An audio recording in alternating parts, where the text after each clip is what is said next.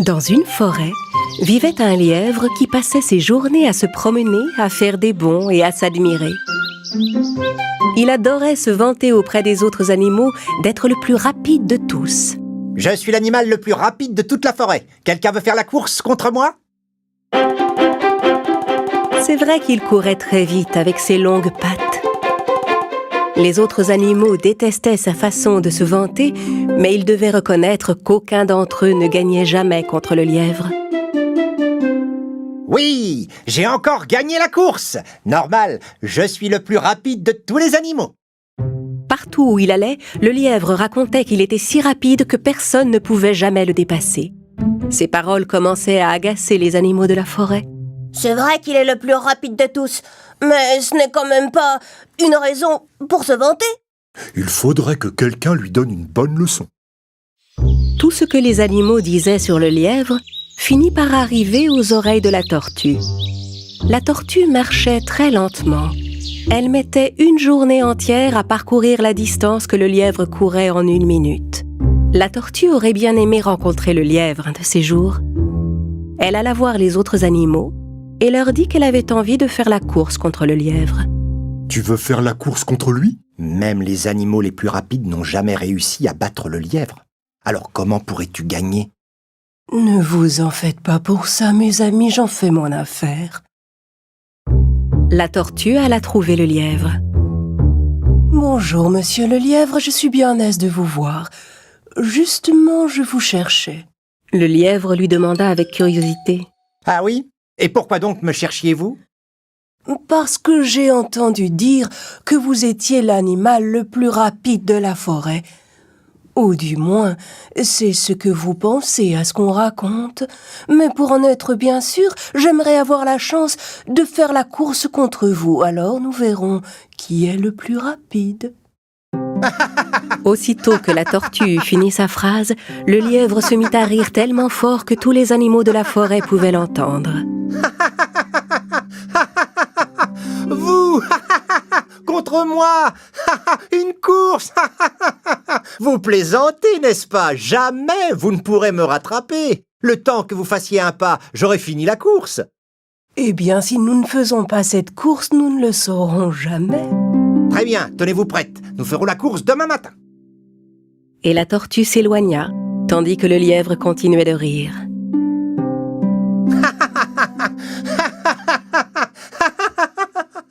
Le lendemain matin, quand les animaux arrivèrent pour assister à la course, ils virent que la tortue était déjà là, en position de départ. La tortue était souriante et semblait sûre d'elle. S'il te plaît, dis-moi comment tu comptes battre le lièvre. Eh bien, s'il est aussi fier de lui que vous le dites, s'il se vante autant que vous le racontez tous, alors vous pouvez me faire confiance, cette course ne devrait pas être bien difficile à gagner. Peu après, le lièvre arriva en tenant une carotte et en arborant un grand sourire arrogant, comme à son habitude. Faisons cette course et finissons-en vite. Je n'ai pas encore pris mon petit déjeuner. Le lièvre et la tortue se placèrent tous les deux sur la ligne de départ. Le premier arrivé à la ligne rouge au bout de la forêt aura gagné. La taupe donna le départ de la course. Au signal, le lièvre partit comme une flèche. La tortue, elle, se mit lentement en route. Le lièvre allait si vite qu'on ne le vit bientôt plus.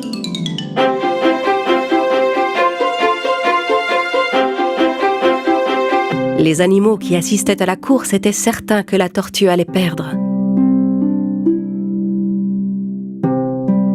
Après avoir couru un moment, le lièvre s'arrêta et regarda derrière lui.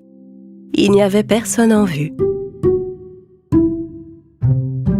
À ce rythme-là, la tortue ne finira pas la course avant ce soir. Je vais m'asseoir un peu pour finir cette carotte.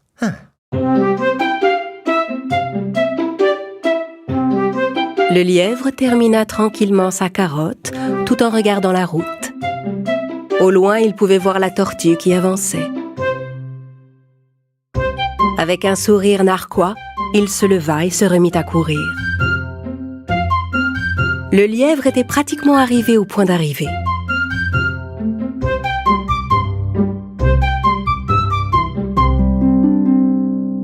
J'ai un peu sommeil après ce délicieux petit déjeuner. Je vais m'asseoir sous cet arbre pour faire une petite sieste.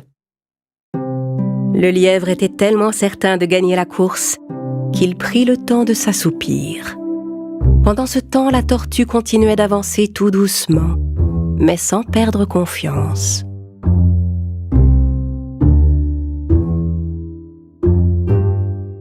Après une longue marche, elle finit par arriver au même endroit que le lièvre et constata qu'il était profondément endormi.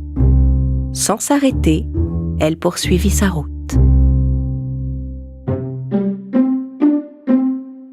Quelques instants plus tard, le lièvre se réveilla. Il regarda autour de lui mais ne vit pas la tortue. Tiens, je ne vois plus la tortue nulle part. Elle a sûrement déjà abandonné. Allez, je vais finir ma course, moi. Tandis que le lièvre se rendait tranquillement au point d'arrivée, il fut stupéfait de ce qu'il vit. La tortue l'avait dépassé. En fait, elle avait presque fini la course. Déployant toute l'énergie qui lui restait, il essaya de rattraper la tortue. Mais celle-ci avait déjà fini la course. Les animaux qui attendaient sur la ligne d'arrivée étaient tout contents. Ils portèrent la tortue en triomphe et lui firent une véritable ovation.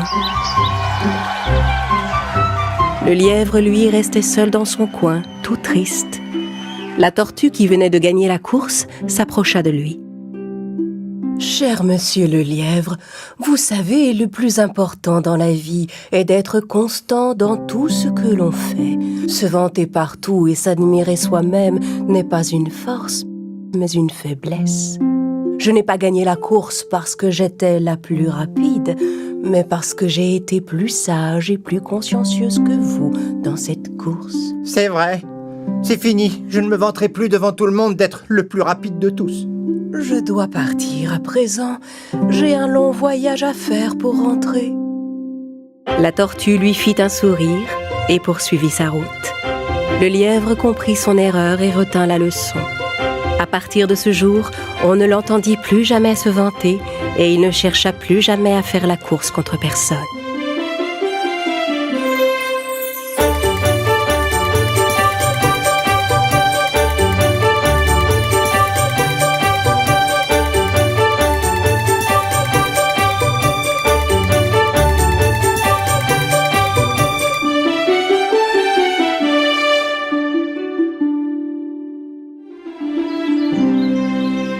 Il était une fois une forêt peuplée d'animaux où aucun homme n'avait jamais pénétré.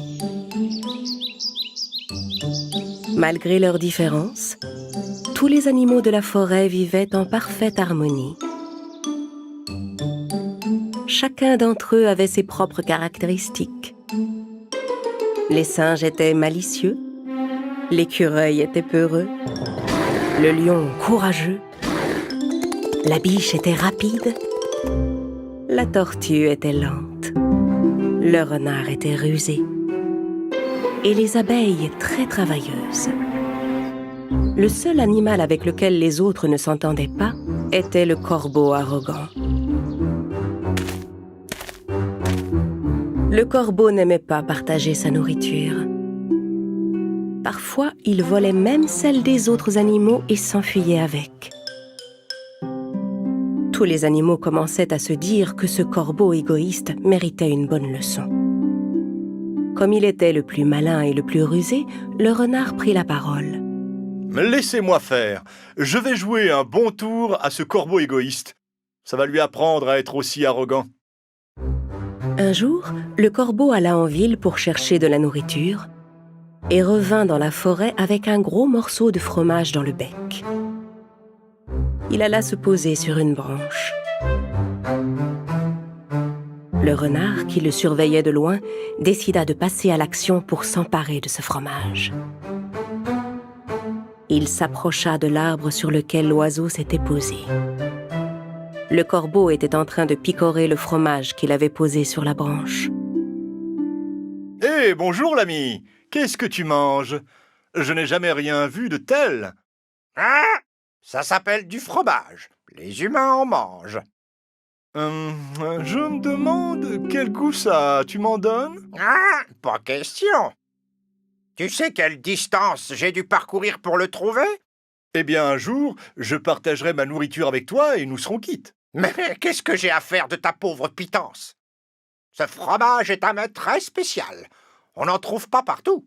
Quoi qu'il dise, le renard ne parvenait pas à convaincre le corbeau de partager sa nourriture.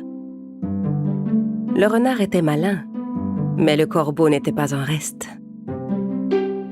Le renard décida donc de passer à une autre méthode. Très bien, très bien. Garde ton fromage, je n'en veux pas. Mais laisse-moi au moins m'approcher et jeter un œil à ce fromage si spécial que tu ne veux pas partager. Mais quand le renard commença à grimper sur l'arbre, le corbeau effrayé reprit son fromage et s'envola avec sur une autre branche. Le renard alla se placer sous l'arbre où venait de se poser le corbeau. Mais celui-ci n'avait toujours aucune intention de partager. Le renard réfléchit un instant et décida de changer encore de plan. Quel est le point faible de ce corbeau? Il est égoïste, prétentieux et arrogant. Je peux peut-être tirer avantage de ses défauts pour m'emparer de son fromage. Mon ami, sais-tu pourquoi j'étais venu te voir? Pour ne pas faire tomber son morceau de fromage, le corbeau répondit sans ouvrir le bec. Pourquoi? J'ai entendu dire que tu avais la plus belle voix de la forêt. Il paraît que quand tu chantes, tous les animaux s'arrêtent pour t'écouter. À ces mots, l'oiseau gonfla son plumage et commença à se pavaner. Chante pour moi, que je puisse entendre la beauté de ton ramage, dont j'ai tant entendu parler. Le renard avait touché le point faible du corbeau. Pour lui montrer sa belle voix, le corbeau ouvrit son bec et laissa tomber son morceau de fromage. Bien sûr, le renard en profita pour l'attraper. Perché sur sa branche, le corbeau était consterné. Oh, ton fromage m'est tombé dans la bouche. C'est vrai que c'est bon. À cause de son arrogance et de sa prétention, le corbeau avait perdu sa nourriture. Eh bien, mon ami, voilà une belle leçon. Tu ne devrais pas te prendre pour plus valeureux que tu n'es. Tu ne devrais pas prêter l'oreille à tout ce qu'on te dit et prétendre partout que tu es le meilleur. On trouve toujours plus malin que soi. Sur ces mots, le renard s'en alla et disparut dans la forêt, laissant le corbeau dépité. À partir de ce jour, le corbeau cessa de se montrer égoïste et arrogant. Il établit de bonnes relations avec les autres animaux et accepta volontiers de partager sa nourriture.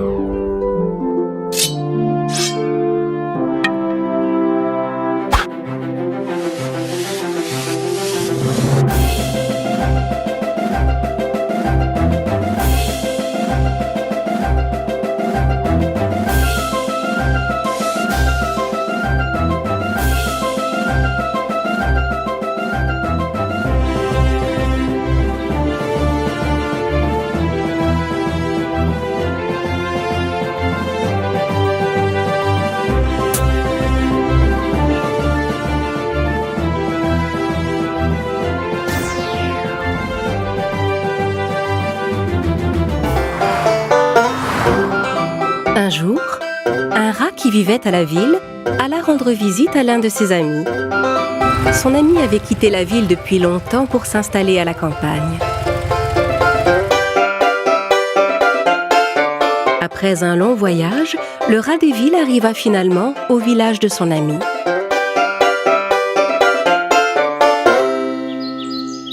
Il y a une odeur épouvantable ici. Comment peut-on vivre dans un endroit pareil? Après une marche longue et fatigante, le rat des villes finit par arriver dans le champ de son ami. Le rat des champs s'était fabriqué lui-même une maison sous la terre. C'était là qu'il vivait. Comment mon ami peut-il vivre dans un environnement pareil? Je ne comprends toujours pas. Le rat des villes frappa à la porte. Le rat des champs lui ouvrit et fut à la fois surpris et très heureux de revoir son ami.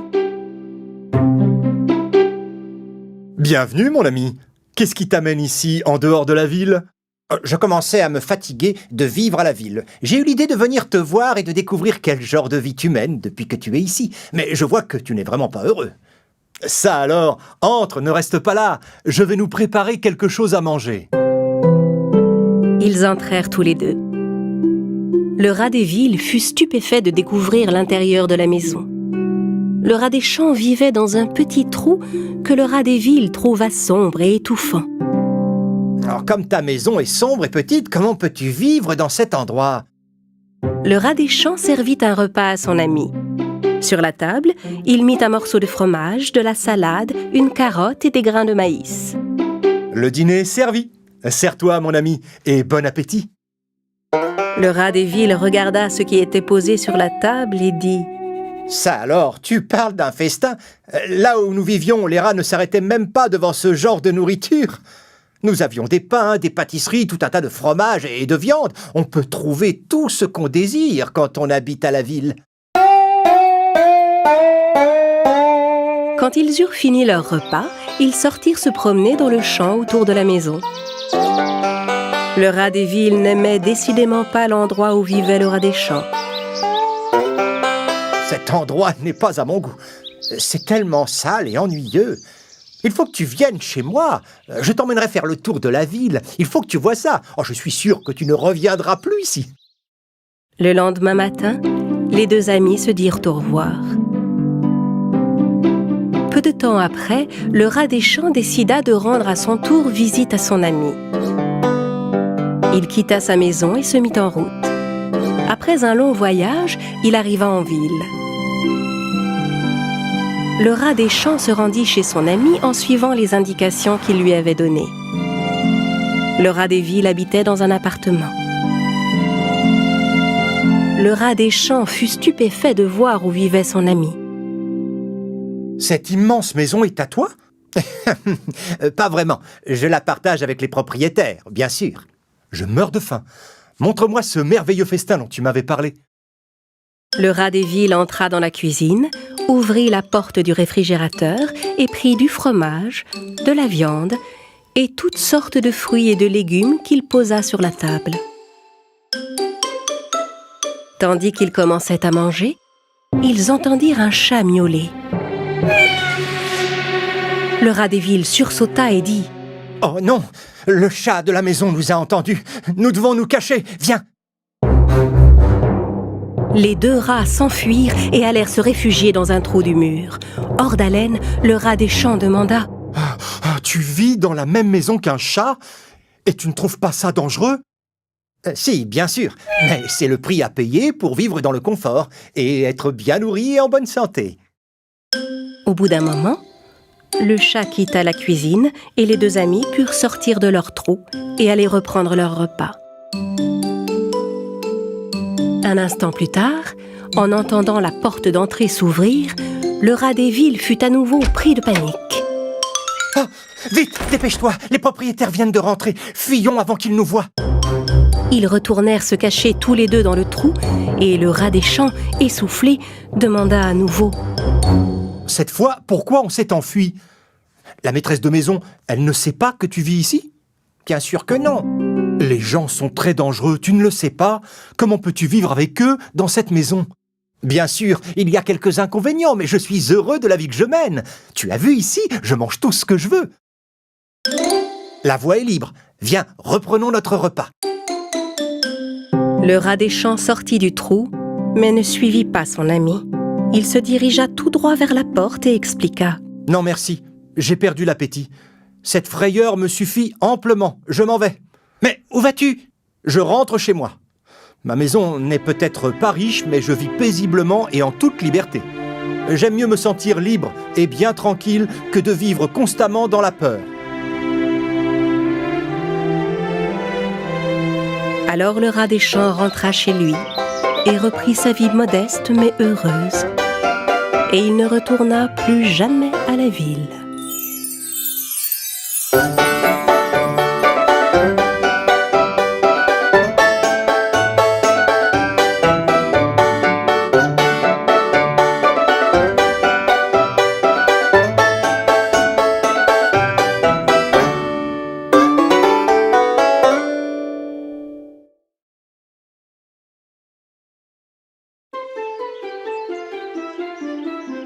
La grenouille qui veut se faire aussi grosse que le bœuf. Il était une fois un petit bœuf qui vivait dans une ferme tout près d'un étang. Ce petit bœuf était très triste parce qu'il était nettement plus petit que tous les autres bœufs de la ferme. Il ne cessait de s'en plaindre. Ce jour-là, il alla se lamenter une fois de plus auprès de son ami le chien. Je suis le plus petit bœuf de la ferme. Je suis sûr que je suis même le plus petit bœuf du monde, et je ne peux rien faire pour changer cela. Arrête un peu avec cette histoire. Regarde-toi, tu es gros, intelligent, et tu as un beau bœuf. On ne peut pas tous faire la même taille. C'est normal, tu comprends? Oui, mais si on ne peut pas faire la même taille, pourquoi ce n'est pas moi le plus gros? Écoute, je ne suis pas le plus gros chien du monde, moi. Je suis sûr qu'il existe des chiens bien plus gros que moi. Ça m'est égal. Je suis comme ça et je suis content d'être comme je suis. Eh bien, ce n'est pas mon cas.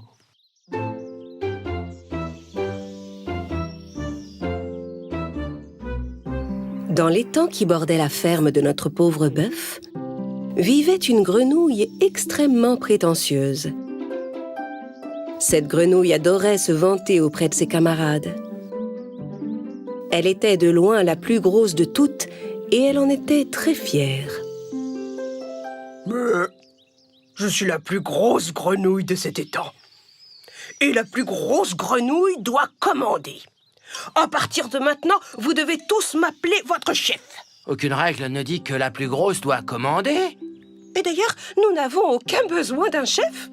Comment ça? Tout le monde a besoin d'un chef. Regardez le lion, il est le roi de la jungle. Mais le lion n'est pas le plus gros animal de la jungle. L'éléphant est bien plus gros. Déstabilisée, la grenouille prétentieuse réfléchit un instant. Puis elle répondit avec son arrogance habituelle.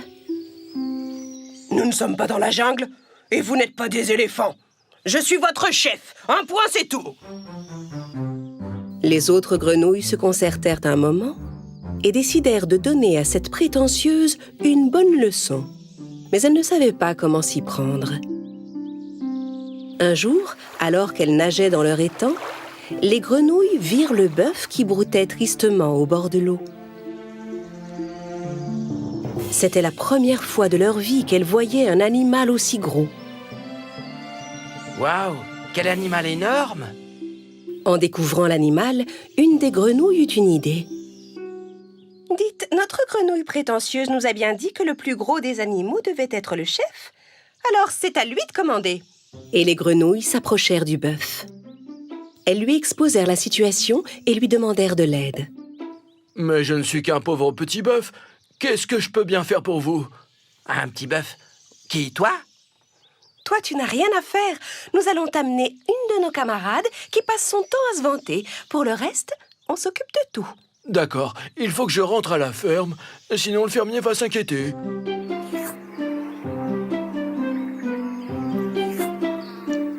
Le lendemain, les grenouilles allèrent trouver leur prétentieuse camarade. Elles lui racontèrent qu'elles avaient vu un animal géant de l'autre côté de l'étang. Et il aimerait te rencontrer. C'est d'accord, allons rencontrer ce soi-disant animal géant. Les grenouilles traversèrent l'étang jusqu'à l'autre rive. Le bœuf les attendait au bord de l'eau. En découvrant l'animal, la grenouille prétentieuse faillit avaler sa langue de stupéfaction. Mais elle s'efforça de ne rien laisser paraître. Alors c'est toi le fameux géant qui prétend régner sur cet étang? Le bœuf voulut répondre, mais... Une des petites grenouilles s'empressa d'intervenir. C'est toi qui as dit que le plus gros animal devait être le chef.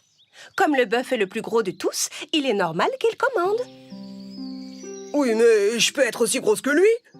Ah? Et comment? Tandis que les grenouilles discutaient entre elles, le bœuf se sentait enfin grand et fort. C'était la première fois de sa vie qu'il entendait quelqu'un admirer sa grande taille. Regardez, vous allez voir comment je vais grossir. Et la grenouille commença à se gonfler. Suis-je aussi grosse que le bœuf? La grenouille se gonfla d'air encore un peu plus. Alors, suis-je aussi grosse que le bœuf? La grenouille inspira une fois de plus et enfla encore davantage. Elle n'était même plus capable de parler. Elle ne pouvait que fixer ses camarades en attendant leur confirmation. Toutes les autres grenouilles se mirent à rire.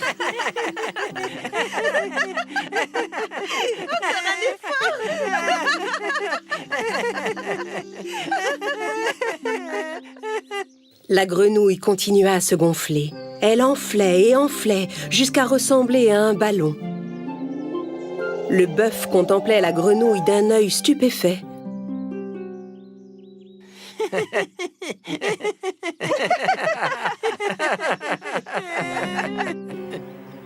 La grenouille était maintenant tellement enflée qu'elle ne ressemblait plus du tout à une grenouille.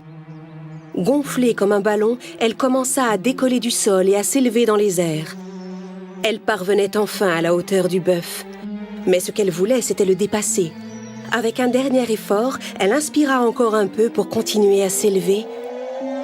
Et... disparut de la vue du bœuf et des grenouilles. Eh bien, c'était une rude leçon.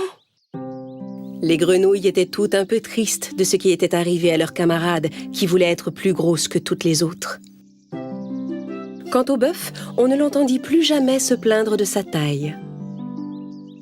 Il décida de s'accepter tel qu'il était et vécut paisiblement dans sa ferme.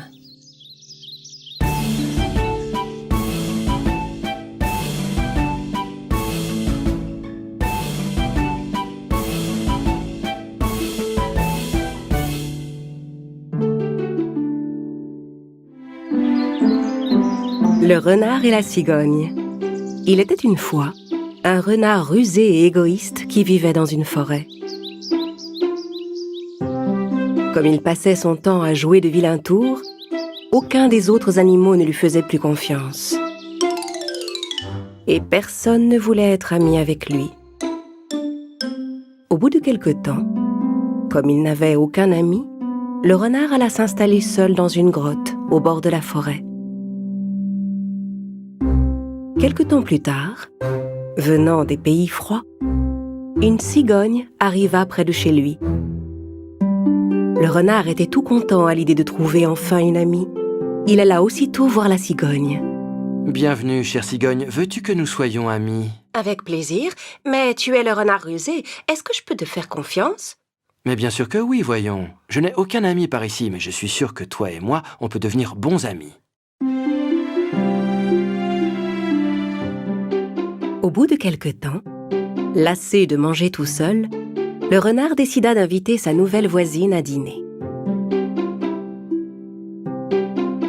Ravie de cette invitation, la cigogne se rendit joyeusement chez le renard.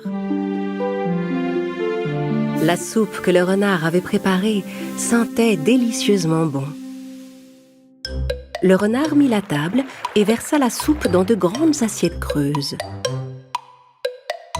La cigogne s'installa à table et le renard s'assit en face d'elle. Bon appétit! J'espère que ma soupe va te plaire. Tandis que le renard se régalait avec sa soupe, la cigogne n'arrivait pas à trouver comment manger sa soupe dans cette grande assiette. Quand elle essayait de plonger son bec dans la soupe, elle n'arrivait à attraper que de minuscules gorgées. Alors que la cigogne n'avait encore bu que quelques gouttes de soupe, le renard avait déjà fini son assiette. La cigogne était fâchée de l'attitude du renard qui ne pensait qu'à lui. Mais comme elle était son invitée, elle ne fit aucun commentaire. « Je ferais mieux de rentrer, mon ami. Merci pour ce dîner. » Mais tu n'as même pas terminé. Tu n'as pas aimé? Bon, ne t'en fais pas. Je vais finir ton assiette. Alors que la cigogne s'en allait, le renard s'empara de son assiette pour finir sa soupe. La cigogne rentra tristement chez elle. Ce soir-là, elle eut beaucoup de mal à s'endormir, parce qu'elle avait très faim et qu'elle était très fâchée contre son voisin. Nous sommes des animaux très différents. C'est une chose que le renard doit comprendre et accepter. Mais comment faire?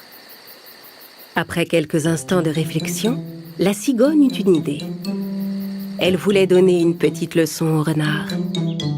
Le lendemain matin, elle alla trouver son ami chez lui pour l'inviter à dîner. Bien sûr, le renard était ravi de cette invitation. C'est très aimable à toi, voisine. Je suis si content d'être ton ami. La cigogne prépara le repas, puis mit sur la table une longue bouteille étroite pour elle et une autre pour le renard. Puis elle versa le riz qu'elle avait préparé dans les bouteilles. Elle servit également 2 bouteilles d'eau au goulot étroit. Quelques instants plus tard, le renard arriva. « Je suis affamé, mon ami. Commençons notre repas. » Les 2 amis s'installèrent à table. « Eh bien, je te souhaite un bon appétit. » Merci. Le renard essaya de manger dans son étroite bouteille, mais il n'y parvenait pas. Il n'arrivait même pas à boire de l'eau. La cigogne, de son côté, se régalait avec le riz qu'elle avalait grâce à son long bec. Le temps que le renard essaie d'attraper quelques grains de riz avec une fourchette, la cigogne avait déjà terminé son repas. Voyant le renard désemparé, elle lui demanda « Oh, mais mon ami, tu ne manges rien. Quoi, tu n'aimes pas ça ?» J'aimerais peut-être si je pouvais manger. Cette bouteille n'est pas faite pour moi. Avec ton long bec, tu peux attraper ta nourriture. Mais avec mon museau, je ne peux pas. C'était la réponse que la cigogne attendait. « Je comprends, mon cher ami. Tu te souviens que je suis repartie affamée de chez toi l'autre soir? Parce que tu as servi la soupe dans des assiettes creuses et que je ne peux pas manger dans une assiette avec mon bec. » Alors le renard comprit son erreur. Il était désolé d'avoir servi le repas de la cigogne dans une assiette. Je suis vraiment désolé. Je n'ai pas pensé que tu ne pouvais pas manger dans une assiette, pardon. Ce n'est pas grave, cher renard. Au moins, comme ça, tu auras compris. C'est important de respecter les différences de chacun. Sur ce, la cigogne apporta une grande assiette dans laquelle le renard pouvait manger facilement et lui servit sa nourriture dedans. Le renard termina son repas avec appétit. Avant de rentrer chez lui, le renard eut une idée. « Ma chère cigogne, prête-moi une de tes bouteilles, s'il te plaît, que je la rapporte chez moi. Comme ça, quand tu viendras dîner à la maison, tu pourras manger plus facilement. » Eh bien, on ne t'appelle pas le renard rusé sans raison. Si tu utilises toujours ton esprit pour trouver de bonnes idées comme celle-ci, je suis certaine que tes amis et toi seront beaucoup plus heureux.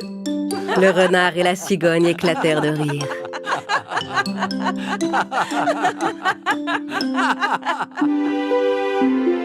Les mois avaient passé. Avant de s'envoler vers des pays plus chauds, la cigogne passa dire au revoir à son voisin le renard.